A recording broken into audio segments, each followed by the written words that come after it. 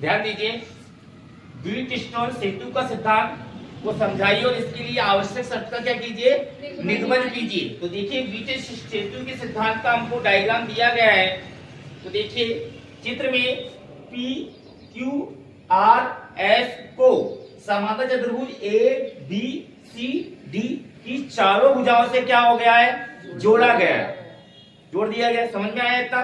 क्या बोला मैंने कि चित्र में पी क्यू आर एस चार प्रतिरोध हो गए, वो चतुर्भुज की चार भुजा ए बी सी डी से क्या हो गया है, जोड़ा गया है।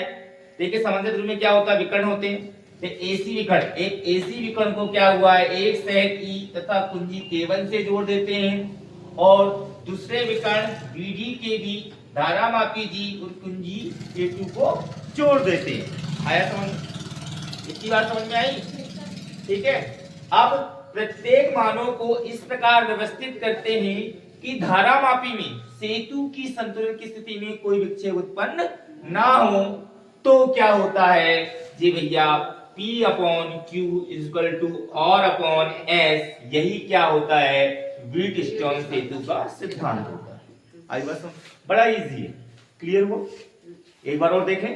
चलिए सबसे पहले क्या होगा, चित्र में चार प्रतिरोध लेंगे आप लोग, P Q R S को चतुर्भुज A B C D की चारों भुजाओं से क्या किया गया, इसे जोड़ा गया है। ठीक है, जिसके एक विकर्ण AC के बीच एक सेट E और कुंजी K1 जोड़ देते हैं और दूसरे विकर्ण BD के बीच धारामापी G और कुंजी K2 जोड़ देते हैं। आई बात समझ में? अब क्या होगा बंधु, आगे बताते हैं कि प्रत्येक मानों को इस प्रकार व्यवस्थित करते हैं कि धारामापी जी में सेतु की संतुलन की स्थिति में कोई विक्षेप उत्पन्न ना हो। तो क्या होता है, P upon Q equal to R upon S, यही क्या होता है, व्हीटस्टोन सेतु का सिद्धांत होता है। आई बात समझ में? अब क्या करेंगे इसके बाद, आवश्यक शर्त का निगमन। तो देखिए आवश्यक शर्त का निगमन कैसे होगा वो देखते हैं। तो देखिए अपने पास सेल ई है, सेल ई से क्या हो रही, आई धारा प्रवाहित होती है और जो ए बिंदु पर क्या होगी, दो भागों में विभक्त हो जाएगी, I1 और I2। I1 समझ, मतलब सेल ई से क्या हो रही है, आई धारा प्रवाहित होती है जो ए बिंदु पर दो भागों में विभक्त हो जाती है, I1 और I2। हो जाएगा नहीं हो जाएगा? अब I1 धारा प्रतिरोध P और Q में से होकर प्रवाहित हो रही है, ठीक है, और I2 धारा जो है प्रतिरोध R और S में से होकर क्या हो रही है, प्रवाहित हो रही है। आई बात समझ में?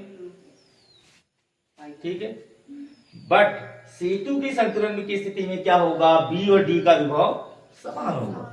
क्या होगा, सेतु के संतुलन की स्थिति में क्या होगा, B और D का विभव समान होगा। अतः क्या होगा, धारामापी में से कोई धारा प्रवाहित नहीं होती। धारामापी में से क्या होगा, कोई धारा प्रवाहित नहीं होती है।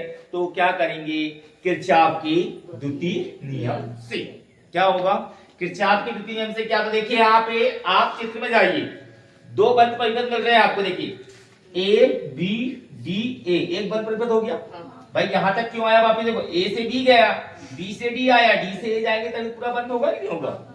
आया समझ में? अब दूसरा बंद परिपथ क्या लिख रहा है, B C D B, मिल गया। तो हम किरचॉफ के दूसरे नियम से लिखेंगे बंद परिपथ, क्या बोलेंगे, परिपथ क्या जाएगा, A B D D और A में, कौन से नियम से, किरचॉफ के द्वितीय नियम से। हमने समझा है ना किरचॉफ का द्वितीय नियम। तो क्या हो जाएगा भैया, I1 P हो जाएगा, इनटू हो जाएगा I1 P माइनस क्या हो जाएगा, I2 R बराबर क्या हो जाएगा, पक्षांतर कर दीजिए तो I1 P बराबर क्या कर दे, I2 R, क्या कर दे, समीकरण नंबर 1 हो जाएगा आपको। ठीक इसी प्रकार बंधु देखिए, इसी प्रकार क्या होगा, इसी प्रकार क्या होगा, देखिए B C D B, क्या लिखेंगे, B C D B में क्या होगा, I1 क्या हो जाएगा, Q माइनस क्या हो जाएगा, I2 S इक्वल टू क्या हो जाएगा, 0।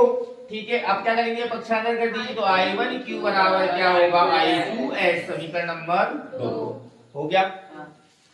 हमको समीकरण 1 समीकरण 2 मिल गया। हमको लाना क्या है, ये तो समीकरण एक में क्या करेंगे, समीकरण दो का भाग दे देंगे।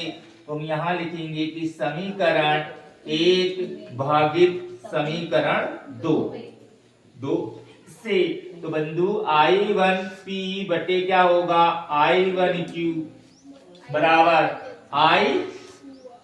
I2R बटे क्या होगा, I2S। ये कैंसिल हो जाएगा तो क्या बचेगा बंधु आप लोगों का, एरो का साइन लगा यहीं पे, तो क्या हो जाएगा P upon Q equal to R upon S। यही क्या होगा आपका व्हीटस्टोन सेतु का सिद्धांत होगा। आया समझ में? बहुत आसान है, सारी चीज जो होती है वो डायग्राम से ही निकलती है, इसलिए डायग्राम को मैन समझना आ जाएगा। कैसे समझना है डायग्राम को, आया समझ में? ठीक है।